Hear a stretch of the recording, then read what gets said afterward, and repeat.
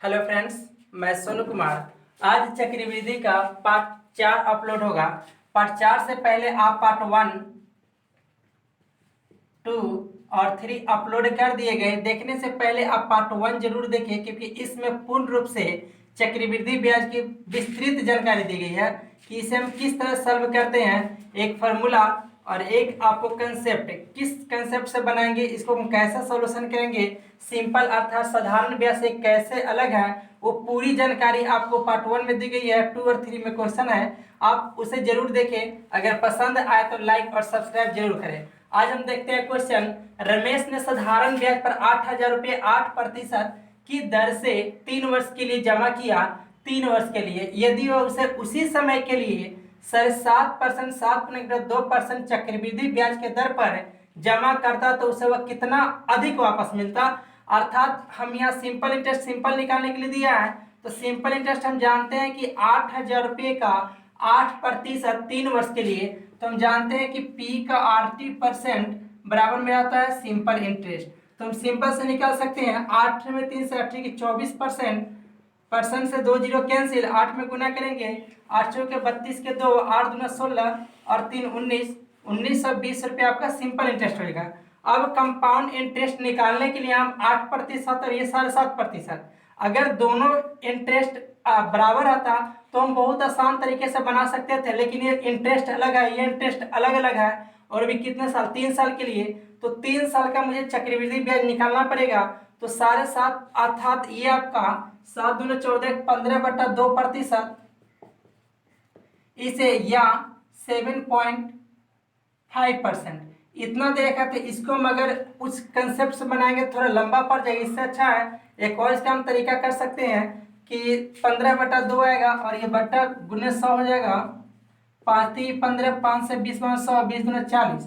अर्थात एक और तरीका हम बताए थे कि 40 40 40 3 बार 3 वर्ष के लिए, तो फिर 20 दूना 40 में 3 जोड़ेंगे तो आ जाएगा 43, 43 और 43। इसमें कोई भी कटेगा नहीं, कटता तो काट सकते थे। ये 4 सोचे होगा 64, इसको गुना करेंगे तो 43 में 43 से गुना करेंगे, 3 3 के 9, 4 3 12 दूना 24, 24 के 4 4 चौका 16 3, 4 16 3 19, अर्थात 1949 में फिर 43 से गुना करेंगे, 3 3 के 9, 4 3 12 दूना 24, 24 के 4 चौका 16, 16 2 18, सॉरी 1849 हो जाएगा। फिर 43 में गुना करेंगे तो आ जाएगा आपका यहाँ 55,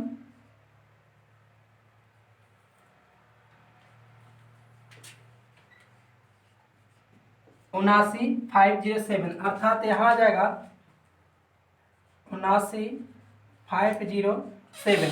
अब हम ये जानते हैं कि मेरा P होता है और ये होता है मिश्रधन, अर्थात A, दोनों का अंतर होता है CA।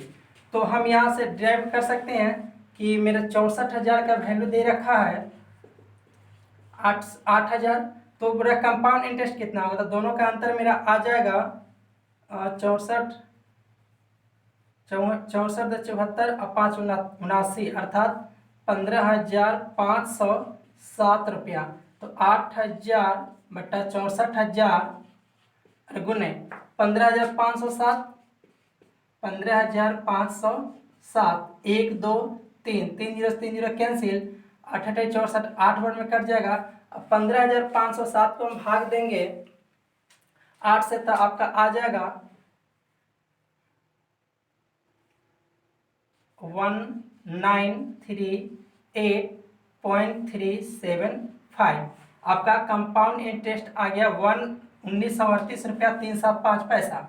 अब क्या करते हैं हम, ये इतना और मेरा ये आ रखा है साधारण ब्याज, तो इसमें से घटाते हैं 1938.375, तो मेरा आ जाएगा 0.3758, 3 में से 2 गया 1, अर्थात 18 रुपया 375 पैसा। अर्थात इतना आपका दोनों का कितना ओवर है कि उसे वह कितना अधिक वापस मिलेगा, तो 18 रुपया समथिंग पैसा उसे क्या होगा, अधिक मिलेगा।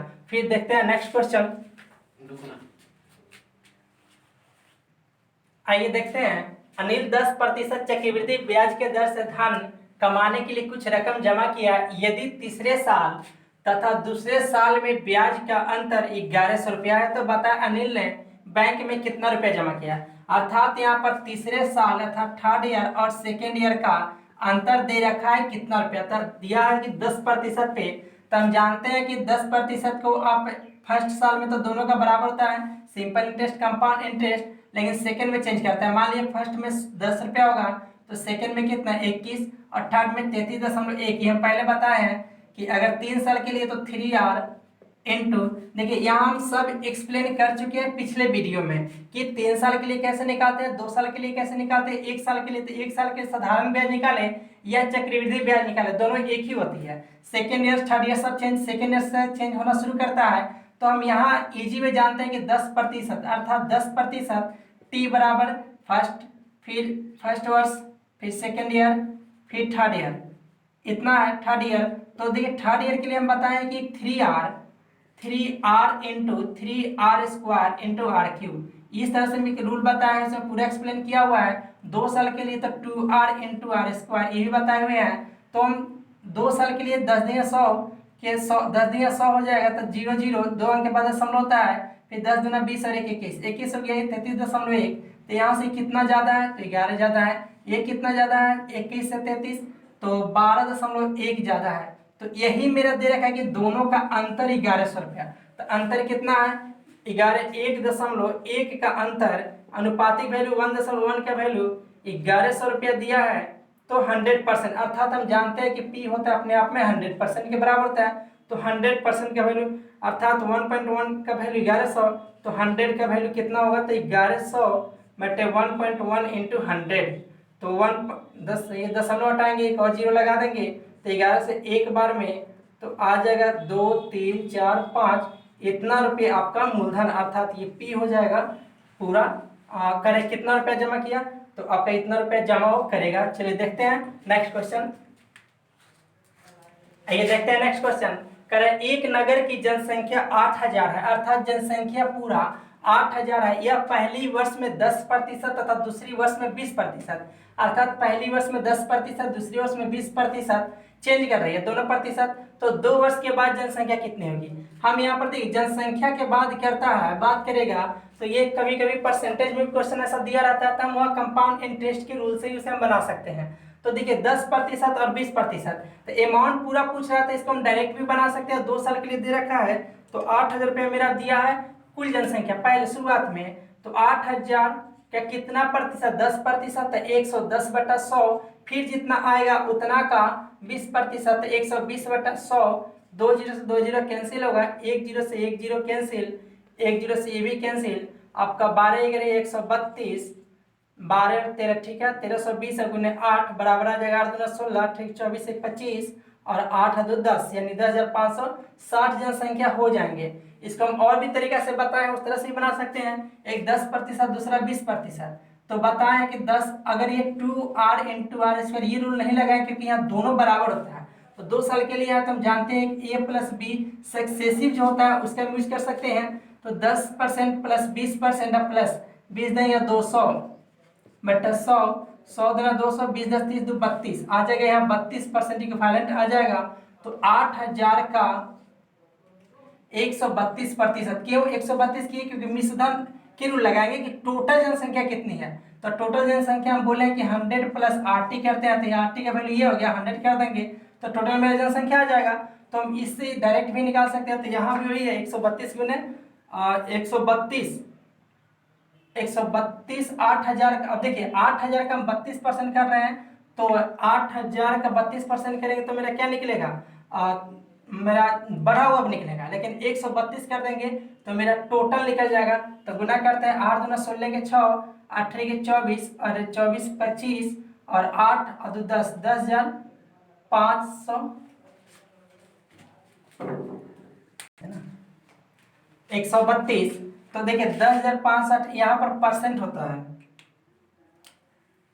यहाँ परसेंट, तो परसेंट से 2 जीरो कैंसिल हो जाएगा और 1 शून्य बचेगा, अर्थात 10,560। यहाँ से भी जनसंख्या और यहाँ से भी जनसंख्या, अर्थात चक्रवृद्धि ब्याज को हम बहुत तरीके से बना सकते हैं। तो आसान, जो आसान लगे उसे हम, हर क्वेश्चन के अपना थॉट होता है कि हम किस तरह से उसे बनाए। तो मेरा कम क्या करना पड़ेगा, एक्सप्लेन कम करना पड़ेगा और जल्दी से जल्दी आंसर प्राप्त कर सके। तो हम कोशिश करते हैं कि उसका यूज कर ले। तो इसीलिए इसके जितने मेथड बताया सभी मेथड पर थोड़ा सा कमांड रखें। मेथड क्या, एक ये है और एक ये, मात्र दो मेथड ही आप लोग बताया और एक फार्मूला मेथड है। तो आप लोग जान ही रहे हैं। चलिए देखते हैं नेक्स्ट क्वेश्चन।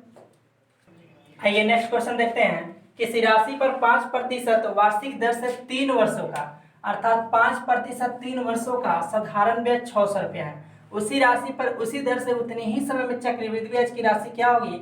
अर्थात इसमें साधारण ब्याज मेरा दे रखा है, तो साधारण ब्याज 3 साल में, ये मान लिया फर्स्ट ईयर, सेकेंड ईयर और ये थर्ड ईयर। हम जानते हैं साधारण ब्याज प्रत्येक वर्ष का क्या होता है, बराबर बराबर होता है। तो 200 हो गया। अब कहता है कि चक्रवृद्धि ब्याज पूरे कितने होंगे, इतना अमाउंट कुछ भी उससे मतलब नहीं है, जितना मेरा अगर ये है तो इसी के रेशियो से मेरा चक्रवृद्धि ब्याज बढ़ेगा। तो हम जानते हैं चक्रवृद्धि ब्याज में प्रत्येक साल ब्याजों का ब्याज लगता है। तो 200, तो ये पहला साल में भी 200 होगा। अब 200 का 5% बढ़ेगा, 2 कैंसिल, अर्थात 5 दूना 10, ये हो जाएगा 210 रुपया सेकेंड ईयर में। फिर 210 का फिर 5% करेंगे, 1 0 से 1 0 कैंसिल, ये हटाएंगे दशमलव लगेगा। तो 5 एकम 5, 5 एकम 5, 5 दूना 10, अर्थात 10.5। तो 210 में 10 जोड़ेंगे तो 220.5। कितना ज्यादा है, 10 यहाँ और 20 यहाँ, 20 10 30, अर्थात ये आपका 600 रुपया दे रखा है।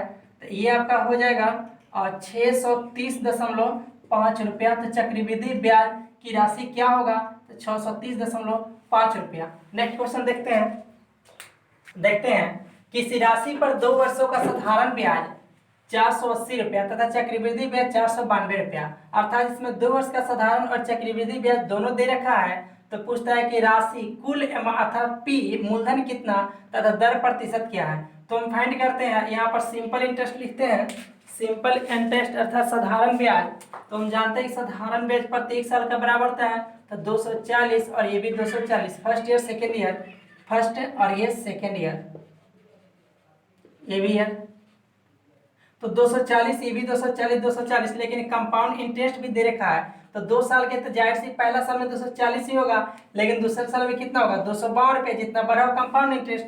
तो पूछ रहा है कि एक दर कितना है। तो दर हम सिंपल से निकाल सकते, अर्थात इसे कितना बढ़ा है, तो वही तो मेरा दर होगा। तो एक साल ये और एक साल ये, 2 साल का, तो 240 में अंतर कितना क्या है, 12 का। तो 12 बटा कितना पर बढ़ा है, तो 240 पर। तो 40 इंटू 100, तो 0 0 कैंसिल, 12 दूना 24, 2 से कितना बना, 2 5 10, अर्थात 5%। आर मेरा निकल गया 5%। अब देख रहा है कि पी भी निकालना है। तो हम जानते हैं कि पी का 80% बराबर होता है साधारण ब्याज, अर्थात साधारण ब्याज। तो पी तो पता नहीं है, आर मुझे पता है कितना, 5%, 5, और टी मुझे पता है कि 1 ईयर्स, क्योंकि ये 240 ले लेंगे तो एक साल के लिए 240 रुपया आया मेरा सिंपल इंटरेस्ट। तो आर खाली आर का 5% बराबर 240 रुपया।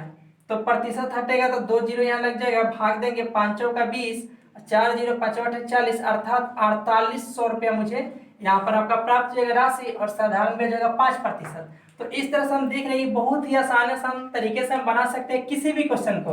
अगर आपको कोई क्वेश्चन लगे कि नहीं बन रहा तो आप उसे कमेंट में जरूर डाल सकते हैं, और आपका हम एक्सप्लेन करेंगे या फिर नेक्स्ट वीडियो में उसे बनाकर डालेंगे। तो इस तरह से अगर आपको पसंद आए तो लाइक और सब्सक्राइब जरूर करें।